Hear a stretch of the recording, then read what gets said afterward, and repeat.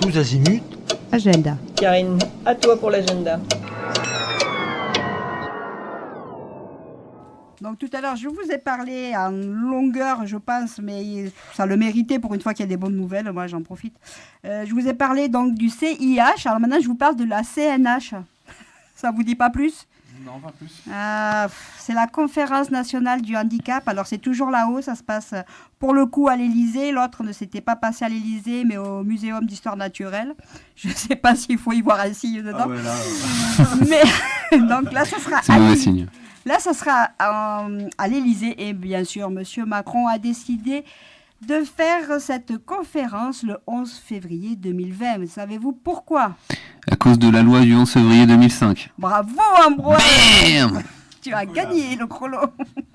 Voilà, donc pour fêter les 15 ans, j'espère qu'il y aura des bougies.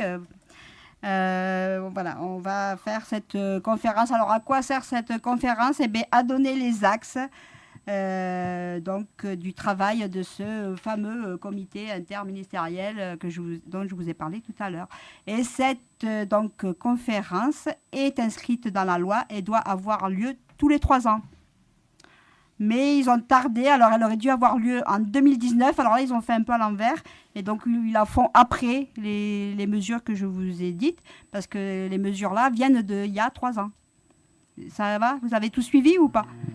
À peu près, ouais. Voilà, les mesures de 2000 qui sont effectives en 2020 viennent de la conférence de 2000... T'es jamais très clair avec Macron, hein, c'est bizarre. 2017, enfin voilà. Donc ça vient de... Ouais, dans 2016, pardon, j'ai la date là. 2016, la dernière conférence. Donc elle aurait dû avoir lieu en 2019, puisque c'est tous les 3 ans. Ouais. Voilà. Mais bon, on a pris un peu de retard. Voilà, et puis ils se sont dit, là, 11 février, c'est super, c'est l'anniversaire. Voilà. Donc, on vous en reparle. Voilà, c'était mon agenda. Mais il n'y a pas que ça. Donc, alors, avant de ça, il y a le 25 janvier, La sortie était énorme. à Paris 10e. Alors, c'est à Paris, c'est loin. Mais le groupe d'éducation nouvelle, alors je ne sais pas si vous connaissez ça, c'est pas l'éducation nationale, hein, c'est une association. Hein. Donc, présente les 12e rencontres nationales maternelles. Voilà, alors vous savez, c'est peut-être les écoles se disant Montessori, Steiner et compagnie. Là. Voilà, c'est cela. Et donc, alors, sans animosité, hein, ils sont très bien ces gens-là. Donc, eux, par contre, ils s'occupent des enfants en situation de handicap. Donc, ils organisent des rencontres. Et eux s'occupent donc, effectivement, de travailler et de savoir comment on peut travailler avec des enfants en maternelle et pour les intégrer. Moi, je trouve ça super intéressant. Et c'est dommage, mais c'est à Paris, voilà. Les écoles type Steiner-Waldorf et tout ça ? C'est ça.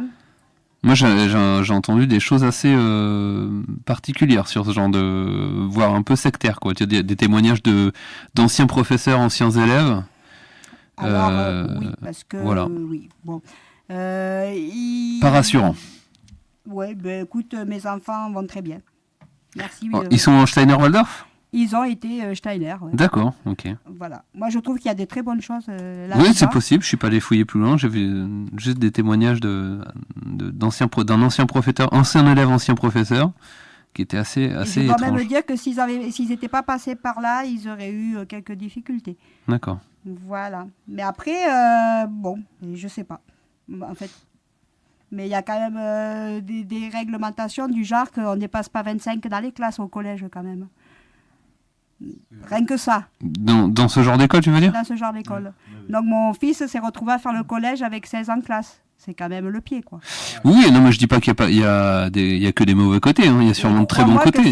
Ça fait autrement en classe. Hein. Et paraît-il qu'il y aurait des dérives sectaires et Après, là, ça dépend des établissements, peut-être. Oui, il y a des peut-être, chefs d'établissement, peut-être. Hein, parce que forcément, c'est du privé. Donc, il paraît que c'est lié à l'anthroposophie, qui est un mouvement spirituel un peu bizarre, New Wave, je sais pas trop quoi. Et, bon, je suis pas plus renseigné. Oui, si tu veux, on pourra creuser ensemble. Hein. Eh ben, pourquoi pas. Voilà, hein, mais bon, voilà.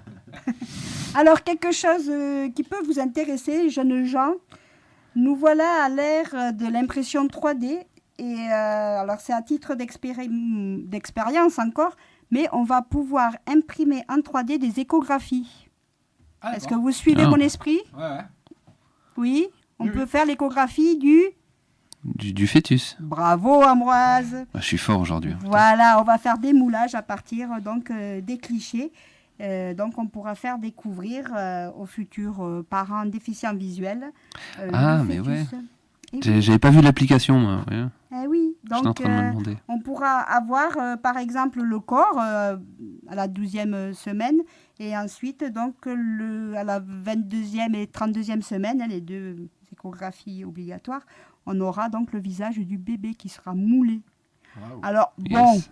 je trouve ça sympathique, je trouve ça inclusif, mais est-ce utile? Voilà, je finirai sur cette question. Est-ce utile? Est-ce que ça a un coût? Ah ben sûrement, il y aura après je sais pas, il y Voilà. aura si c'est pas nous qui payons, ça sera la sécurité Oui, sociale. même d'un point de vue écologique, enfin, vous voyez, Ouais. aujourd'hui, on est plutôt dans le retour en arrière des choses un peu plus simples, et là, ça va un peu à cette ça peut encontre. ouvrir tout un débat. Ouais, tout à fait. Je suis d'accord avec Voilà, toi, donc on là. pourra en reparler parce que c'est juste de l'expérience. On pourra peut-être contacter des gens de l'association qui veulent faire ça, quoi. Voilà, donc c'est les docteurs Levaillant et Nico, N-I-C-O-T, qui font ça. Et évidemment, c'est plutôt vers Paris que ça se passe encore une fois. Mais voilà, je voulais juste vous finir là-dessus parce que, bon, d'un côté, je trouve ça sympa. Mais d'un autre côté, comme vous dites, quel est l'impact? Est-ce utile? Enfin, tout ça, on peut se reposer des questions. Et là-dessus, moi, je vais vous laisser, parce que, voilà, j'ai plus besoin de faire de moulage de bébé. Mes bébés sont grands. Donc, peut-être, remarque, pour mes petits-enfants. Ah, qui sait? Bon, en tout cas, au revoir. Au revoir. C'était abrupt. Ah, c'était abrupt. Bon, des gros bisous. Et encore meilleurs vœux à tout le monde et encore une bonne année à tous nos Absolument, auditeurs. bonne année tout le monde. Merci, Et bonne année Léna, de 2020. rappeler, oui, meilleurs bonne année vœux, tout le bonne monde. année, pleine de bébés, pleine de santé. Ouais, Surtout. santé. Ouais, santé, ouais. Bah oui. bébé, La santé surtout, ouais, la bébé, santé. pas Eh pas oui, stade on en bébé, sait quelque non. chose. Non, ouais. Moi non plus. À bientôt tout le monde. Au revoir. Ciao. bientôt. C'était Tous Azimuts, l'émission pour un monde plus accessible. En partenariat avec l'association Valentin AUI, AVH, avec les aveugles et les malvoyants. Qu'est-ce qui se passe? J'ai dit chinois? Il me semble que j'ai dit japonais. Il me semble que j'ai dit japonais. Je sais pas, on peut pas réécouter.